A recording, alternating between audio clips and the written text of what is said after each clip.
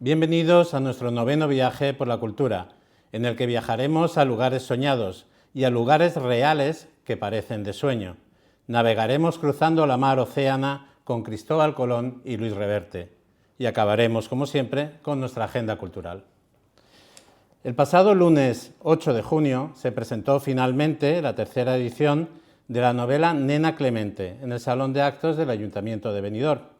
Se rindió un homenaje a los benidormenses de hace 100 años, al arte de juntar palabras y a esta novela centenaria, publicada en Barcelona en 1923 por primera vez, de la que se publica ahora su tercera edición por la Asociación L'École Française de Benidorm, con la finalidad de que esté de nuevo en las librerías al alcance del público lector.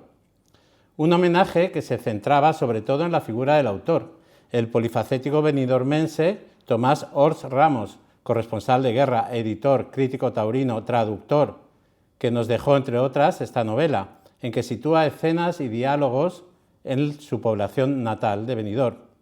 La Asociación L'École Française anunció que además había conseguido un ejemplar dedicado y firmado por el mismo autor, que lo convierte en un documento valioso para Benidorm. Enhorabuena a la asociación y a todos los intervinientes. El viernes siguiente, en el mismo salón de actos, notoriamente bastante más concurrido, se presentó la asociación Foro Abierto, gemela monocigótica del Club de Opinión, por cuanto pudimos ver.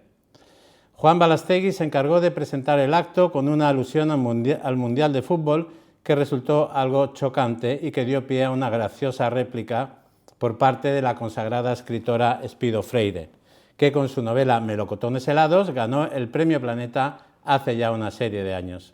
La entrevista a Espido fue el elemento central del acto. La escritora estuvo ingeniosa y bastante realista respecto a la cultura en general y a la literatura en particular. Fue una delicia escucharla hablar de sus lugares soñados, recordados, vividos, de sus viajes, de sus actividades y proyectos, y los asistentes pudieron incluso comprar sus libros en la paraeta ad hoc instalada por la librería Contalles. No faltó el edil de Cultura, Jaime Jesús Pérez.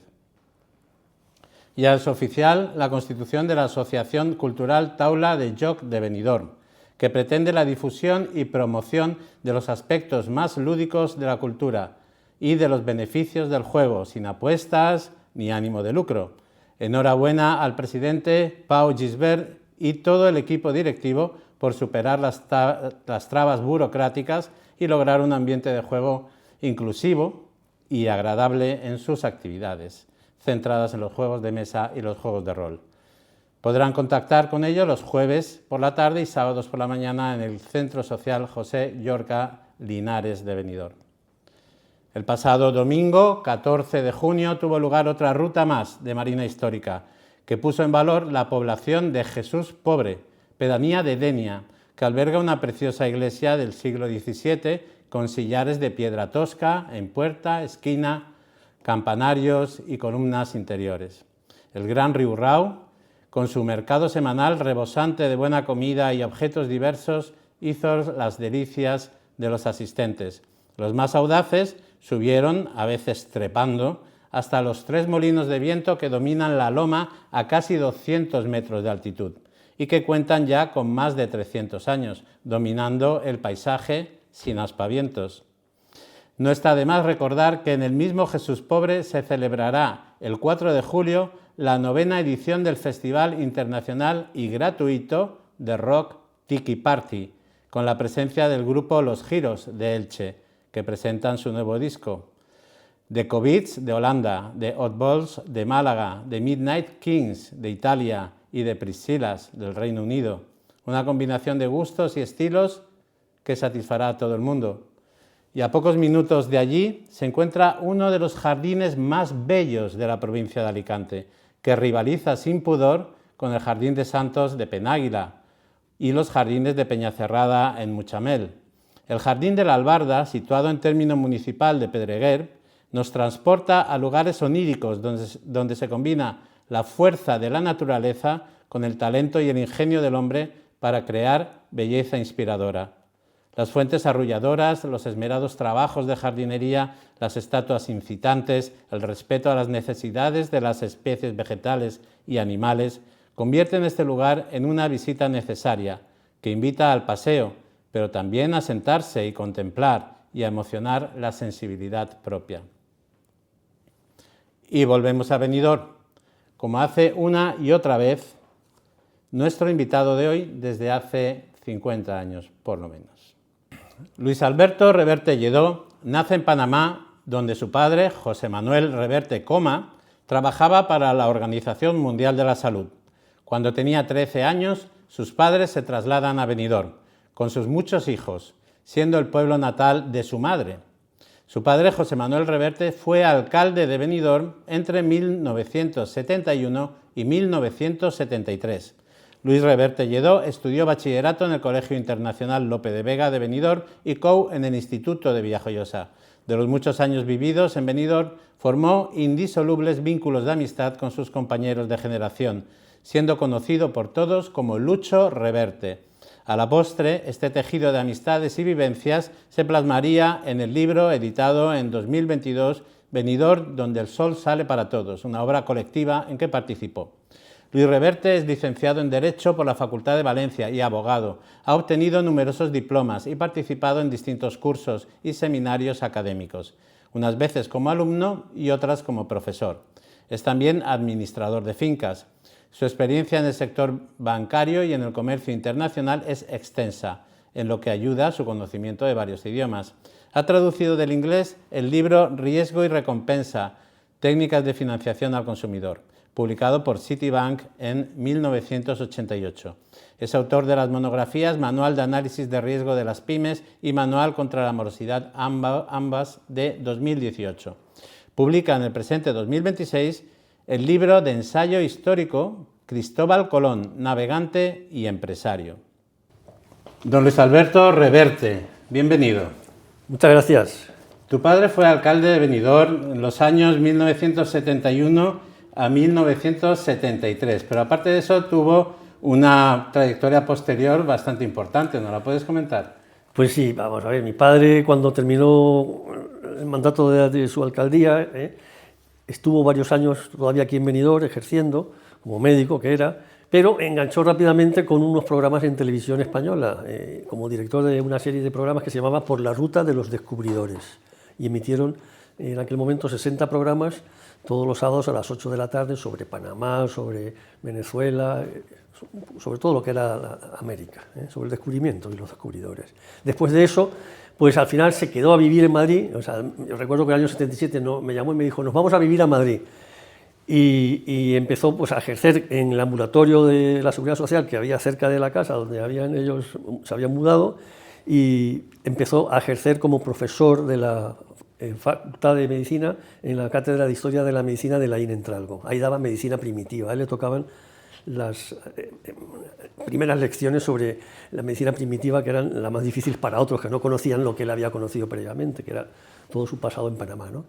Y luego pasó a la Cátedra de Medicina Legal, y en Medicina Legal escribió un manual sobre antropología médica, muy conocido, y otro sobre antropología criminal, y finalmente pues construyó, digamos, o hizo un museo que se llama Museo como él, Museo Profesor Reverte Coma, sobre el crimen, que todavía sigue. Después de eso volvió a Panamá y luego volvió a España y ya pues falleció el hombre. O sea, que Benidorm tiene en Madrid un museo con el nombre de un alcalde de Benidorm. Sí, se llama Museo Profesor Reverte Coma. ¿Qué significa Benidorm en tu vida? Pues mira, Benidorm, yo que nací en Panamá y en el año 55, vine con 13 años, pues el primer impacto para mí fue el aspecto familiar, el encontrarme en Benidorm con familia, la tía María, el tío Pere, la tía Marieta, la tía Pepita, etcétera, y el primo Pepe, familia, que en Panamá pues teníamos la familia de la gran colonia española, pero no era lo mismo, ¿no? Eso fue lo primero. Luego tuve una experiencia positiva desde el punto de vista de la enseñanza, porque tuve muy buenos profesores en el Colegio Lope de Vega. Recuerdo todavía a don Manuel Monter de Navarrete, que era el de filosofía, que me dio las primeras lecciones de filosofía, que luego fue mi pasión, doña María Ignacia, que fue la de literatura, doña Encarna, que fue la de historia, y luego fui al Instituto de Villajoyosa, donde estudié COU, y ahí también tuve unos muy buenos profesores. Y luego en Benidorm pues también tuve una gran pandilla, tuve muchos amigos, tuvimos una pandilla en los años 70 fantástica. Y en el colegio pues teníamos una gran relación entre toda la gente de la comarca, ¿no? O sea, aquí había en el Colegio Lope de Vega, había gente de Finestrat, de Villajoyosa, de Altea, de Calpe, de Benissa, de la Nucía, de Polop, o sea, y los de Benidorm, ¿no? Y gente extranjera que estudiaba aquí ya en el colegio, o sea que, y eso para mí pues fue importante. Y luego en Benidorm, pues de joven, pues me enamoré las primeras veces aquí en Benidorm. Fue para mí una época muy interesante, crecí porque llegué hasta 1,86 m de estatura y luego intelectualmente pues salí un poco revoltoso, ¿eh? Pero bueno, es una etapa importante en mi vida. Y tras tantos años trabajando en Madrid principalmente, ¿mantienes tus contactos, tus vínculos con toda esa pandilla, con todos esos amigos? Bueno, yo tengo aquí el vínculo más grande que tengo es con mi hermano Fernando y con mi cuñada Angelina, lógicamente, que viven aquí en Benidorm. Tengo a mis sobrinos, a Sena y a Leire, aunque Leire vive en Barcelona, tengo sobrinos nietos, y con la pandilla de Benidorm pues sí tengo relación. Yo periódicamente hemos venido de Madrid, mi hermano Pancho, Tony, otro amigo y yo, a las cenas que se organizaban de la pandilla, que se hacen cada X años, y nos hemos reunido aquí, ¿no? O sea, aquí en Benidorm, y hemos disfrutado cuando hemos venido aquí a estar con todos los amigos, ¿eh?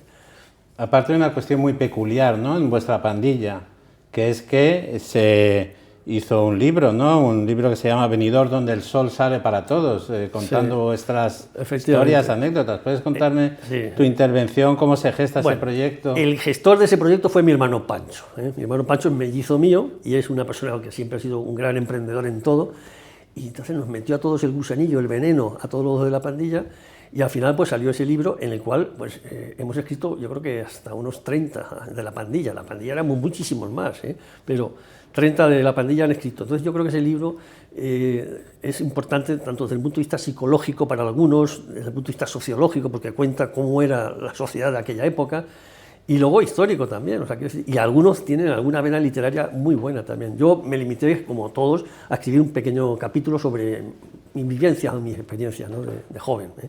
Ahí cuento un poco mi etapa, pero bueno, ahí eso está en el libro ese famoso, ¿eh? Y ya en otra materia totalmente distinta, mucho más técnica, participas como traductor en la publicación de una monografía sobre financiación del consumo, una obra... Sí, sí. Esto, mira, yo había empezado a trabajar en banca en Bankinter, de ahí pasé a Citibank. Fue un momento en el que irrumpió la banca extranjera en España. Citibank compró un banco español que estaba en quiebra y en un momento determinado pues empezaron a vender sus productos. Y los productos que traían ellos eran diferentes a los que se hacían aquí, porque se empezó a hablar de financiación al consumidor, cosa que hasta entonces aquí no estaba enfocado el negocio de esa manera, ¿no?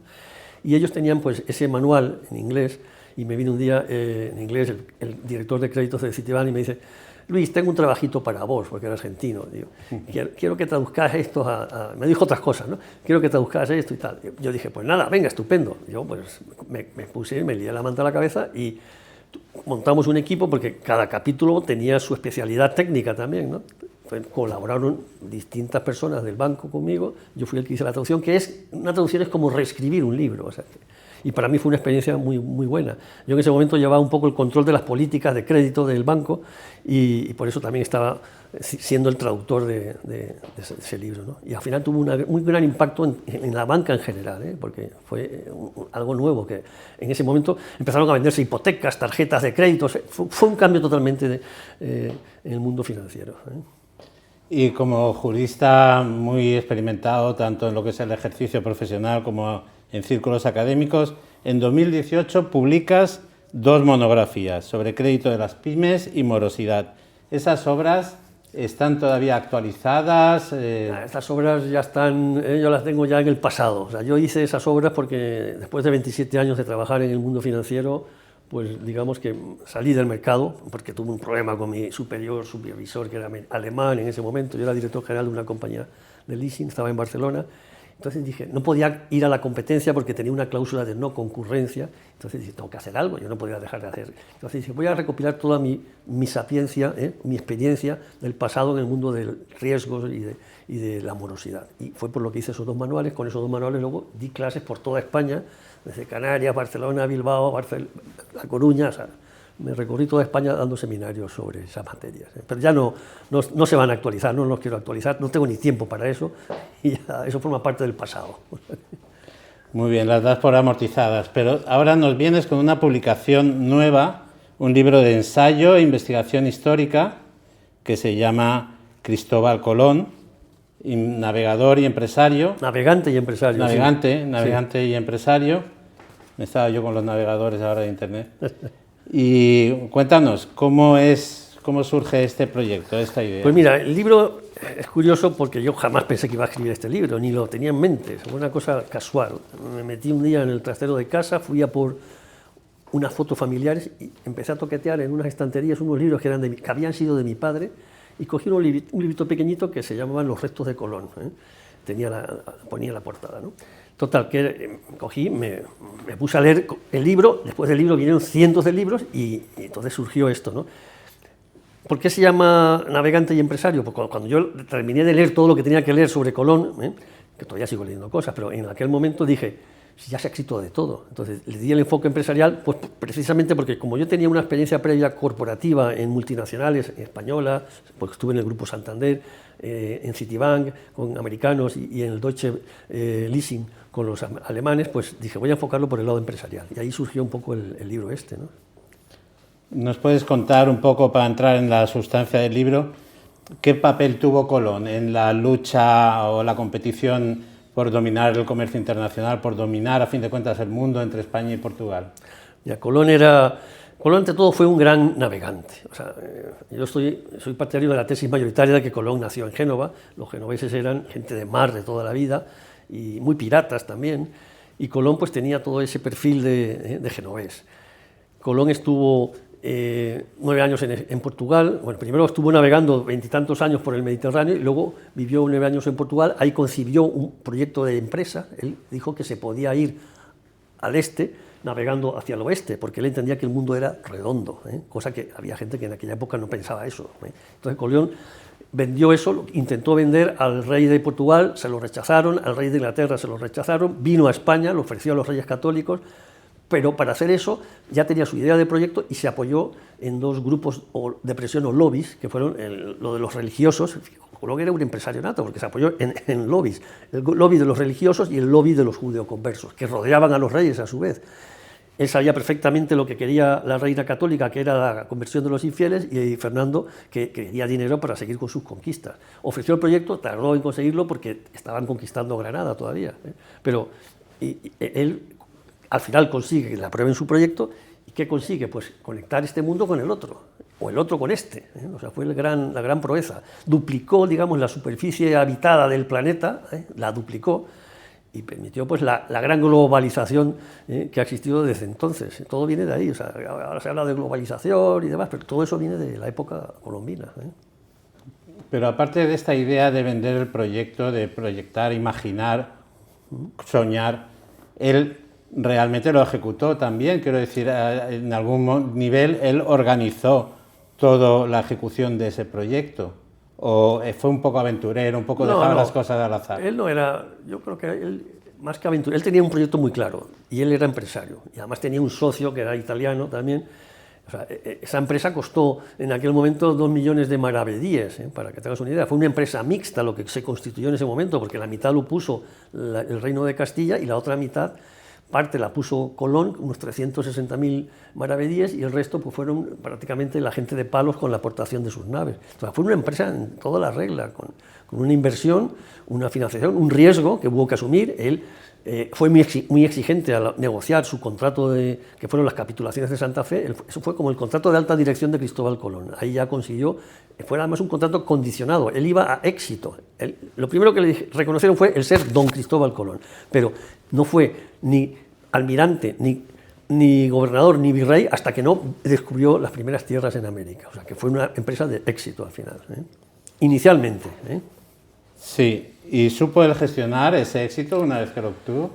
Tuvo muchos problemas por el lado, digamos, de los propios compañeros que fueron con él ahí, por decirlo de alguna forma, o sus colonos que iban con él, y luego tuvo problemas con los indios. O sea, Colón realmente le costó gestionar lo que fue esa operación, ¿no? Él realizó 4 viajes. El primero vino exitoso porque había descubierto unas nuevas tierras. Él decía que había llegado a Japón y a la China, a Zipango y al Catay, y llegó triunfal a Barcelona.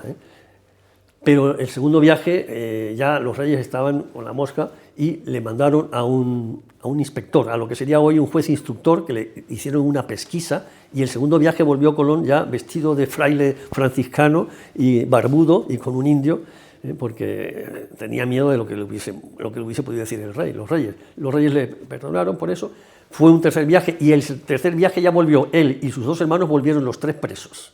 O sea, para que tengas una idea de cómo es. En ese tercer viaje los reyes ya habían nombrado a un gobernador, le habían quitado el título de virrey y de gobernador, solo se quedó con el título de almirante, y ya tuvo, o sea, el tercer viaje volvió preso, con grilletes, los reyes le volvieron a apretar, le encomendaron un cuarto viaje.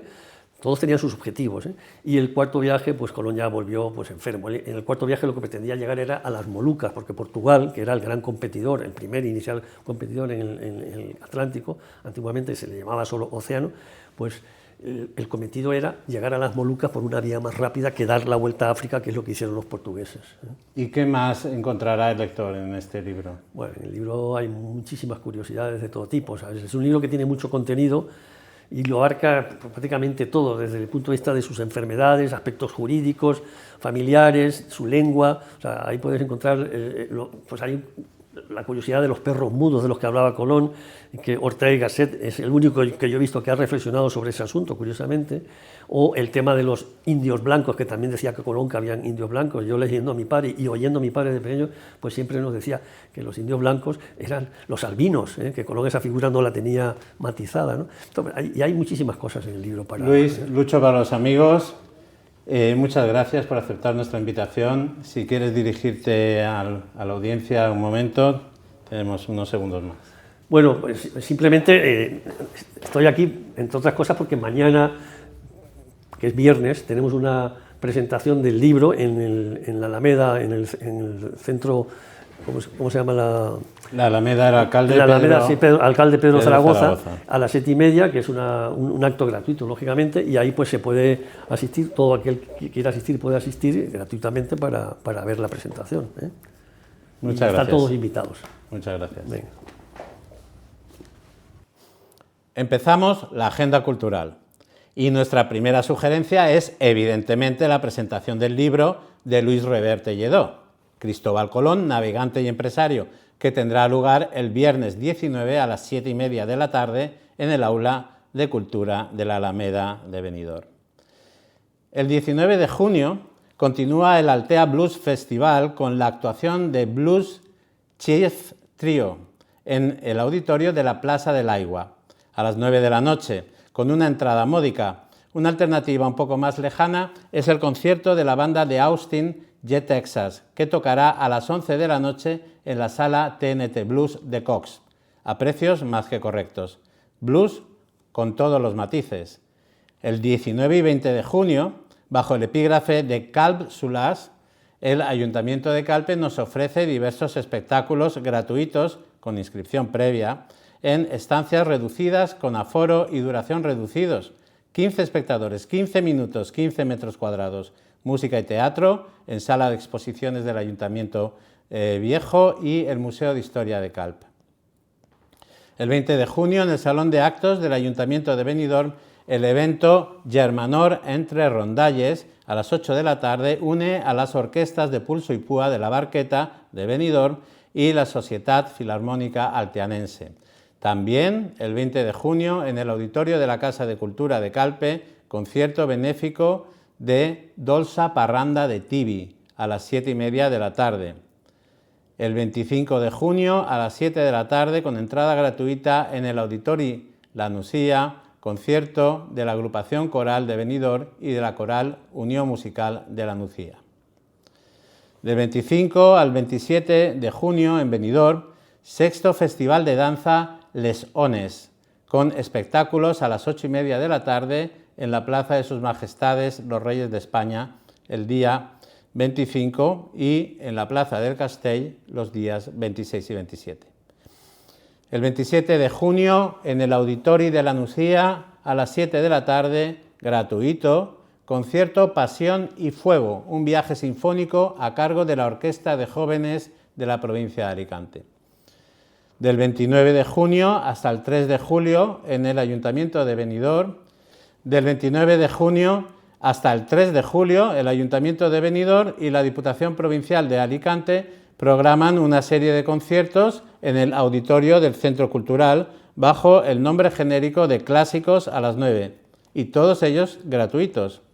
El 26 de junio, finaliza el Altea Blues Festival con la actuación de Altea Blues Project en el auditorio de la Plaza del Aigua a las 9 de la noche con una entrada módica. Y en este momento me despido de ustedes porque damos paso a la programación de verano, lo que nos dará un descanso por lo menos hasta el otoño. De aquí a entonces, si nos vemos, será como siempre un placer.